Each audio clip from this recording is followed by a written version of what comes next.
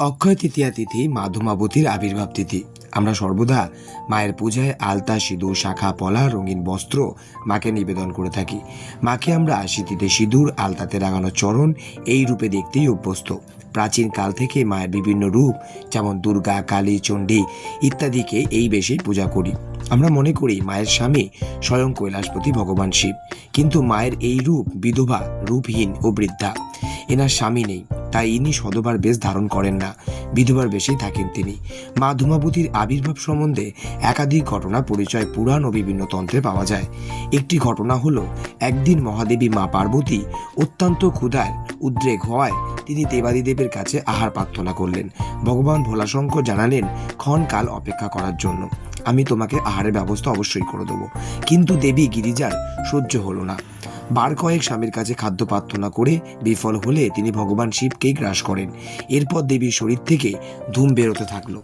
দেবীর স্বামী স্বয়ং দেবীর গ্রাস হয়েছেন, তাই তিনি স্বামীহীনা বিধবা রূপিণী। পূর্ণ মহাদেব ধূমের মাধ্যমে দেবীর তনু থেকে প্রকট হলেন। আবার অপর একটি ঘটনা অনুসারে দক্ষ যজ্ঞে প্রতিনিন্দা সহ্য করতে না পেরে সতী যজ্ঞের আগুনে ঝাঁপ দিলে তার দাহিত নিথর শরীর থেকে যে ধূম বের হয় তা থেকেই মা ধূমাবতীর সৃষ্টি হয়। ধূমাবতীর দেবী রথে থাকেন। রথকে মনের সাথে তুলনা করা হয়।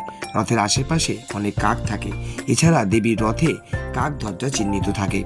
কাককে বাসনাগ্রস্ত মনের প্রতীক রূপে চিহ্নিত করা হয়।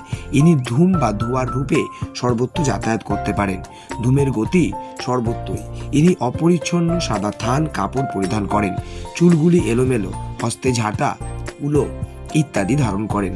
ঝাঁটা দ্বারা আমরা নোংরা পরিষ্কার করি, কুলো দ্বারা চাল ডালের বা ময়লা ফেলি। সুতরাং অসার ত্যাগ করে সারকে গ্রহণ করার তত্ত্বই স্বরূপ দেবী দিয়ে থাকেন। দশমহাবিদ্যার মধ্যে ইনি এমন একজন মহাবিদ্যা যার কোনো ভৈরব নেই, কারণ দেবী এখানে বিধবা রূপিণী অবস্থায় অবস্থান করেন।